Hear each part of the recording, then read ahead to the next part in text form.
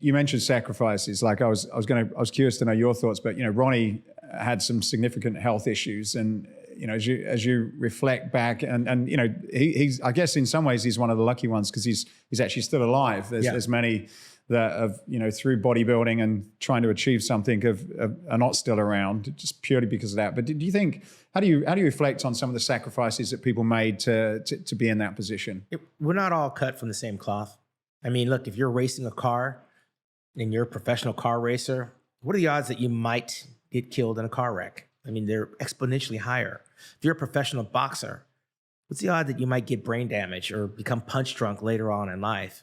Bodybuilding comes with the caution, and there's a lot of different variables. We have these compulsions and addictions, and what's good for me might kill you.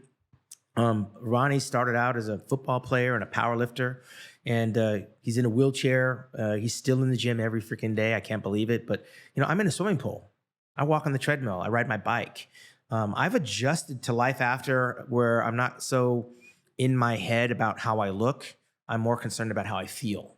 And that's a maturing process that's hard to tell a soldier sometimes. Like, hey, calm down, relax. You go play golf.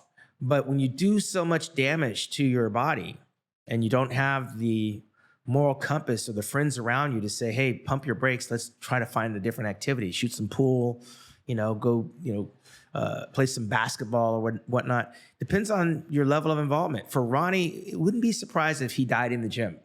And would we feel sorry for somebody that's their passion?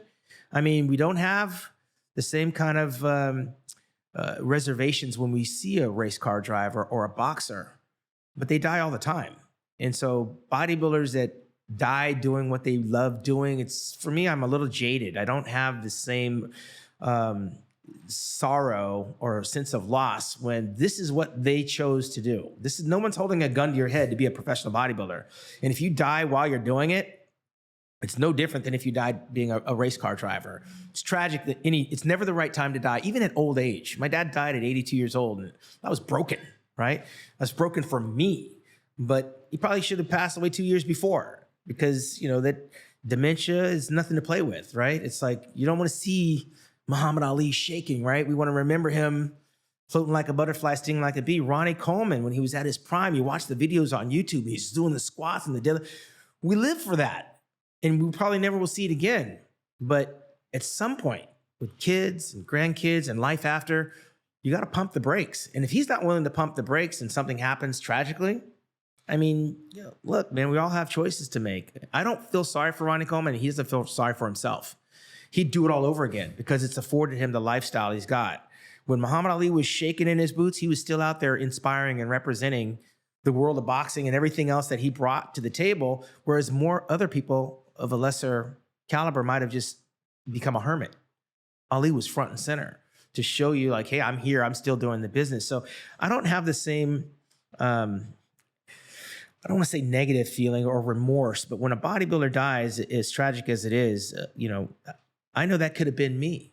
And we all have to have a moral compass of where we are in this world, what our responsibilities are to ourselves, what we're doing. If a little bit is good, a lot is not necessarily better. And injuries happen.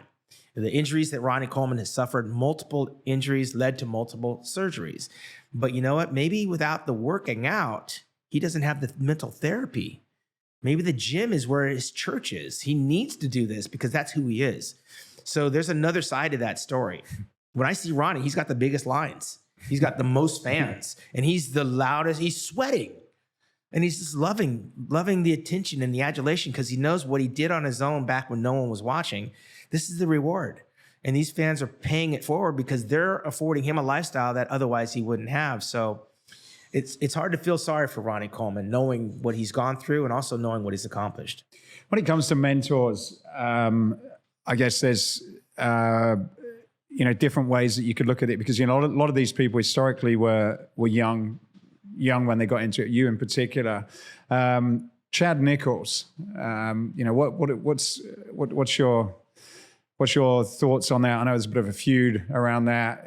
How do you sort of see people in that position, and what can we learn? I think in every sport you're going to have a guy that's kind of creepy, that's going to have a different motive, And then you're going to have the other people that say, hey, I need him. He was great for me. I mean, Linda Murray, that was her coach, right? Ronnie Coleman. Without Chad Nichols, there's no Ronnie Coleman.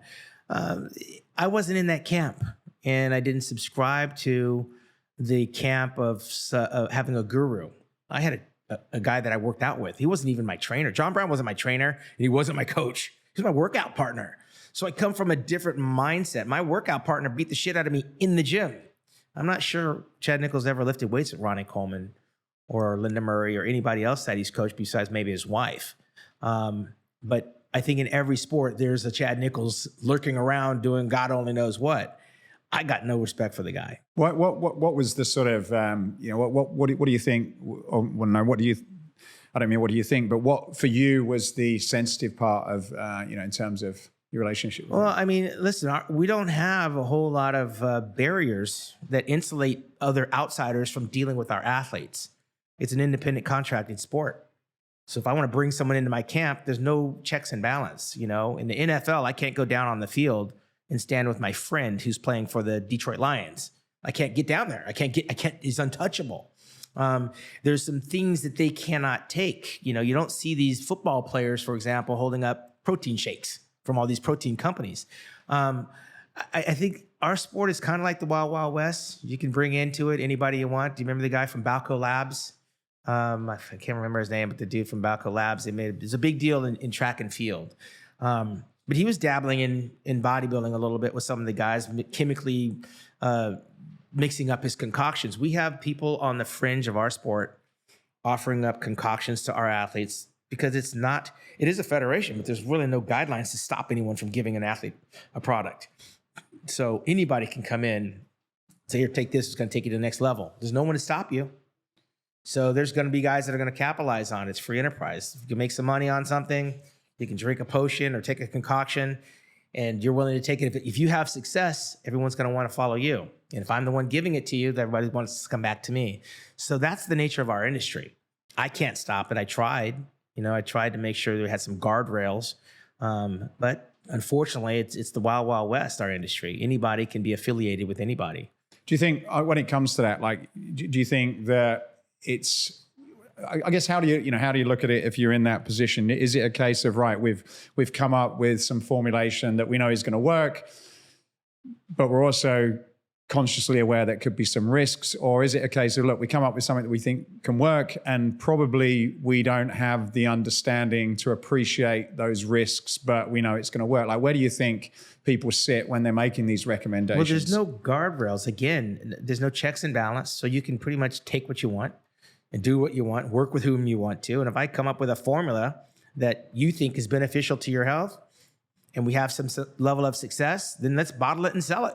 Let's offer it to the next guy and the next guy and the next guy. But what's good for you could kill him. So as a bodybuilder, same way as a race car driver, I need to know everything that's going into this machine. I need to understand it, how it works, how it functions, what it's going to do, what its purpose is. Most bodybuilders, and I'm saying most, that's more than average, will take whatever you give them. It's trial and error. And it's coming from people that are not doctors. It's coming from people that are not certified, board FDA approved type things. So you can experiment with whatever you want to in the sport of bodybuilding, but you are responsible for it. And there's yet to be one person held accountable for another bodybuilder's death short of a murder. And we've had murders in bodybuilding. Lots of people have died in bodybuilding because they were murdered, but we've never had anybody held responsible for the death of another athlete as a coach, as a guru, advisor, or whatever.